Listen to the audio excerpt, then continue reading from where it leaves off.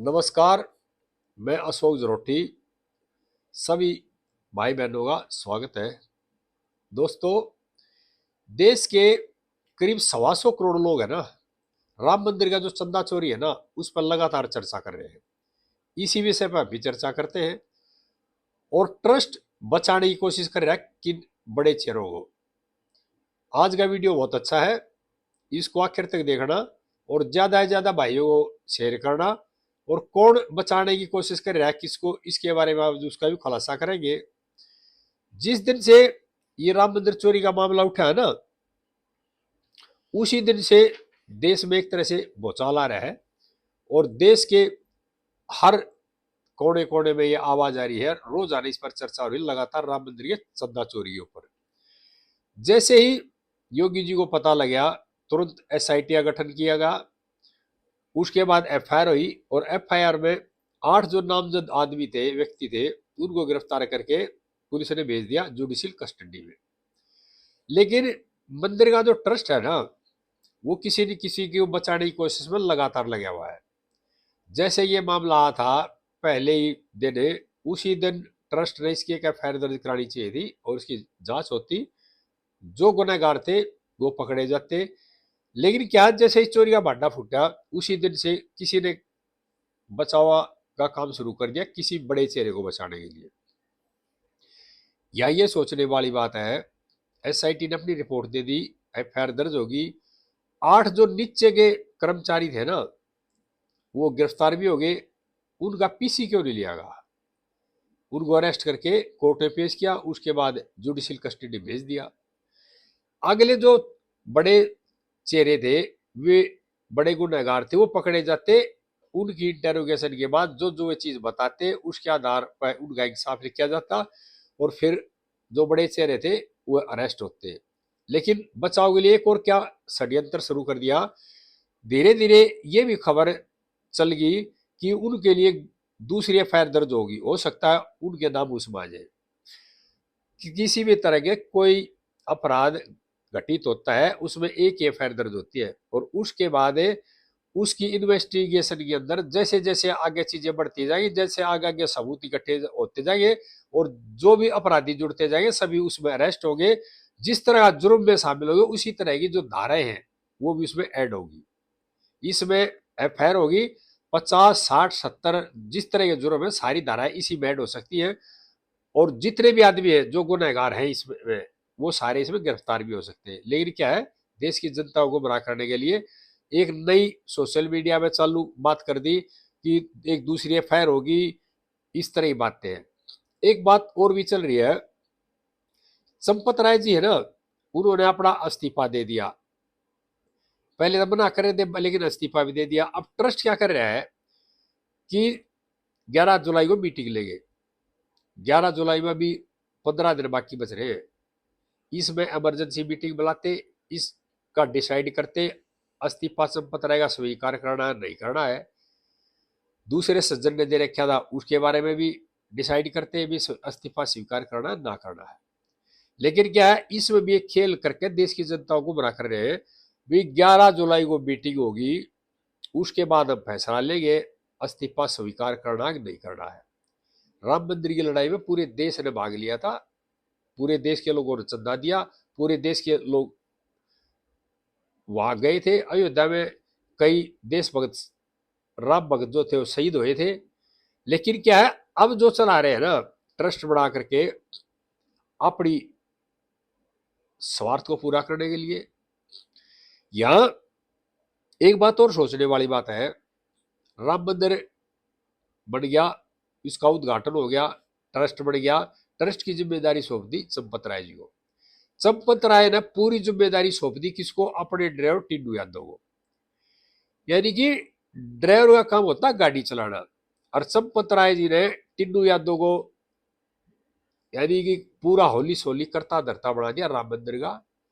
ये भी अब खबर आ रही है कि टिंडू यादव वाकी टाकी सेट रखता था, जैसे कि किसी भी विभाग का कंट्रोलर जो रखता है ना कंट्रोल करने के लिए, और उसकी पूरी चलती थी। गिनती की टीम भी उसी आधार पर लगाई गई, जो भी बड़ा चढ़ाव आता था उसमें पूरा कंट्रोल उसका रहता था, यानी कि ड्राइवर को इतनी बड़ी भूमिका में दे दी। ये भी सोचने वाली बात है, ये प्रशंसनीय है चंपत राय भी जी में भी।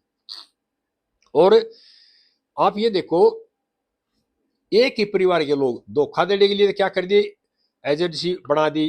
अभी वे नोटों की गिनती करेंगे, बैंक के कर्मचारी है वो नोटों जमा कर लेंगे लेकर के, लेकिन उस गिनती करने वाली जो टीम है ना, वो सारे सदस्य एक दूसरे के रिश्तेदार इकट्ठे कर दिए। 5-7 जो आदमी थे, वो उसका जीजा वो उसका साला। इससे बढ़िया तो ट्रस्ट एक परीक्षा लेता, 10 आदमी जो पढ़े लिखे थे उनको भर्ती करता। और भी तो ट्रस्ट है, और भी तो संगठन है, जो प्राइवेट संस्थाएं हैं, स्कूल है और कई संस्थाएं हैं जो डायरेक्ट रिक्रूटमेंट करती है और उनको काम की जिम्मेदारी देती है। इस तरह के 20 आदमी आप भर्ती कर लेते, एक परीक्षा लेते, अलग अलग राज्यों से अलग अलग गांव से आते, 25-30 आदमी को नौकरी मिलती, शिफ्ट मांग अपना काम करते, ट्रस्ट उनको मंदिर का जो ट्रस्ट है उनको तनख्वाह देता। लेकिन क्या खेल करना था, जो अपने होली सोली थे ना ड्राइवर थे चंपत राय जी के, उसके रिश्तेदारों को साहूकार बनाना था। एक तरह मेरी सोच तो ये करी है, भाई उन्हीं को क्यों लगागा, वो उसका जीजा वो उनका साला। अब इन्वेस्टिगेशन में चीज आ गई, और ये चीज हमारे चंपत राय जी को दिखाई नहीं दी। इसमें ये नहीं कह सकते अगर भाई अनजाने में हो रहा है, अनजाने में नहीं, सब चीजों का पता था, लेकिन जानबूझकर आंख मूंद दी गई। और अब ट्रस्ट क्या कर रहा है, एक तरह से इस बात को गोल मोल करके बचाने की कोशिश कर रहा है। और देश के हर कोने में, हर गली में, हर कूचे में, हर मोहल्ले में आवाज है लगातार कि किसी न किसी बड़े चेहरे को बचाने की कोशिश कर रहा है। और मेरा मानना ये है, जितनी इसमें देरी होगी ना, उसमें जो केंद्र की सरकार है और राज्य की सरकार है ना, उसको नुकसानदेह है। यानी कि मंदिर का जो ट्रस्ट है एक तरह से कांग्रेस की और सपा की मदद कर रहा है।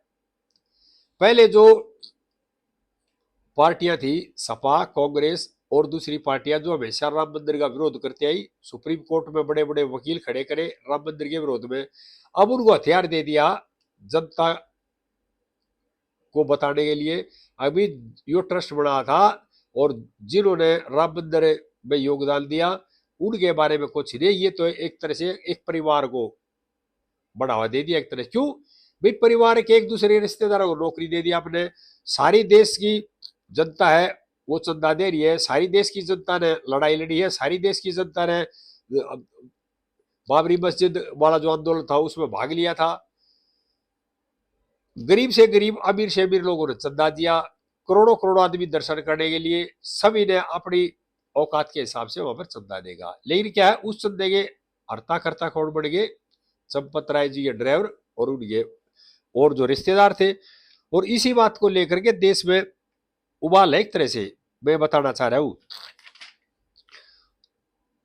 अगर चंपत राय जी की गलती नहीं है, मैं ये कह रहा हूं, अभी हो सकता है इनका कोई रोल ना हो, कोई गलती ना हो, लेकिन ये होना चाहिए ना, ट्रस्ट है तुरंत मीटिंग करता, इमरजेंसी मीटिंग बुलाता, इनका इस्तीफा स्वीकार करता, एसआईटी और जो इन्वेस्टिगेशन जांच एजेंसियां है उस में जा करके हिस्सा बढ़ता, जो भी पूछताछ करते, इंटेरोगेट करते, उसके बाद एजेंसी उनको चिट देती, विपक्ष साहब इसकी कोई गलती नहीं है, क्लीन चिट मिल जाती। लेकिन क्या है, इस तरह की जो हरकत कर रहे हैं ना, इस्तीफा ना देना, मीटिंग ना बुलानी, ट्रस्ट, ये सारे देश की सोशल मीडिया जमाना, देश के बच्चे बच्चे को पता है इस बात का। और इसका नुकसान किसको होगा, इसका नुकसान होगा केंद्र में बैठी सरकार को और राज्य में बैठी सरकार को। क्यों, विपक्षी लोगों को मौका मिल गया। और देश की जनता बावली थोड़ी है, देश की जनता बहुत समझदार है, और विपक्ष ये चाह ही रहा है अभी किसी भी तरह से, जो विपक्ष सारी उम्र विरोध करता रहा मंदिर का, राम भक्तों में गोलियां चलवाई, उसके बावजूद अपने आप राम मंदिर ट्रस्ट ने मौका दे दिया बोलने के लिए। और एक बात मैं यहां और बताना चाहता हूं, इसमें एक और चीज निकल कर आ रही है धीरे धीरे। भाई भगवान श्री राम के जो कपड़े हैं ना, वो कह रहे हैं नोएडा में कोई फर्म है वहां से बनकाते थे रोजाना। देखो किस तरह खेल है, नोएडा से कपड़े बनकाते थे। इससे बढ़िया दे होता एक या दो दर्जियों को नौकरी देता ट्रस्ट, राम मंदिर परिसर में एक कमरा देते, वही बैठाते, अब रोजाना कपड़े सिल लगा, रोजाना वही कपड़े भगवान को पहनाए जाएंगे। एक आदमी की या दो परिवारों का जीवन का गुजारा होता, राम मंदिर ट्रस्ट ने बढ़िया दर्जी मिल जाते और रोजाना वही बैठते परिसर में, रोजाना कपड़े सिलते। अब नोएडा से दर्जी सिलता है, वो बाई एयर वहां जाते हैं, बाई कार जाते हुए रोजाना, उनका आने जाना किराया खर्चा ये चीज है। और इसमें जिस कंपनी को दिया होगा उसमें टेंडर भी छूटा होगा, टेंडर छूटा होगा तो उसमें कोई कोई घपला जरूर होगा। और देश के लोग तो कह रहे हैं, विरोधी पार्टियां भी करे, लेकिन जो बीजेपी के सांसद है ना डॉक्टर रजनी से, वो भी करे भाई संपत्ति रहेगी और अनिल मिश्रा की संपत्ति जांच होनी चाहिए। जब आरोप लगा था जांच कर भी लेनी चाहिए। जिन्होंने इतना बड़ा धोखा दे दिया, मैं मेरा ये आरोप नहीं है अभी ये गलत काम में शामिल है, हो सकता है बिल्कुल पाक साफ ही नहीं कि कोई वो नहीं हो, लेकिन जिस पद पे आप बैठे हो, जिसकी आप जिम्मेदारी ले रहे हो, उस पद पे काबिल तो होने चाहिए। ये तो देखना चाहिए किस आदमी की सोच किस तरह से, कौन की अच्छा आदमी है कौन गलत है, किसकी सोच कैसी है। और ये सारा खेल सोच का है। अगर टिन्नू यादव को इतनी बड़ी जिम्मेदारी दी थी चंपत राय ने, तो टिन्नू यादव की सोच सही होती तो यह 1 रुपए की चोरी नहीं होती। लेकिन सोचो फर्क क्या आ गया, अगर भाई साहूकार बनने का, एक दूसरे के रिश्तेदार इकट्ठे हो गए। और ये भी आ है कई तो अभी जो नौकरी दिलवाएगी ना उनसे पैसे लेकर नौकरी दिलवाएगी, और धीरे धीरे उनकी संपत्तियों में इतना इजाफा हो गया कुछ दिन के अंदर ही।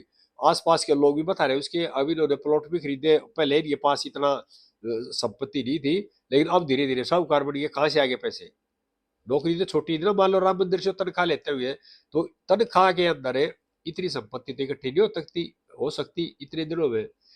ये बात बड़ी सोचने लायक है। और बाबा जी जो है ना, योगी जी, उनका अल्टीमेटम है, राम द्रोही जो है ना, जिन्होंने इस तरह को कृत किया है, वो बख्शे नहीं जाएंगे, बचेगी नहीं। चाहे कोई उनको बचाने की कोशिश कर रहा हो, चाहे ट्रस्ट बचाने की कोशिश कर ले, या और कोई बड़ा चेहरा इनको बचाने की कोशिश कर रहे हो, ये बच नहीं सकते। अब नहीं तो फिर नंबर आएगा, लेकिन आना इनका जरूरी है। और उसके बाद इन लोगों में ना खलबली मची हुई है एक तरह से। बाबा जी ने कह दिया ना किसी को बख्शा नहीं जाएगा। और बाबा जी एक प्रोग्राम में गए थे, ये चोरी होने के बाद में उन्होंने चंपत राय को स्टेज शेयर करने से मना कर दिया था। इस बाबा जी सारी जानते हैं, इतने दिन हो गए प्रशासन देखते हुए, लेकिन हो सकता है उनकी कोई मजबूरी नहीं हो, इसलिए धीरे धीरे आगे बढ़ रहे हैं। क्योंकि इस तरह के जो लोग हैं ना, उनके जो तार है ना बहुत लंबे होते हैं, जुड़े होते हैं। तो इसमें बहुत सोच समझ गए सरकार और जांच एजेंसियां आगे बढ़ती है, और देखना इनका भी क्या हाल होगा। और इनमें खुद खलबली मची हुई है। आगे इस तरह की बातें फिर शेयर करते रहिए। इस वीडियो ज्यादा ज्यादा शेयर करो। जय देशवासियों।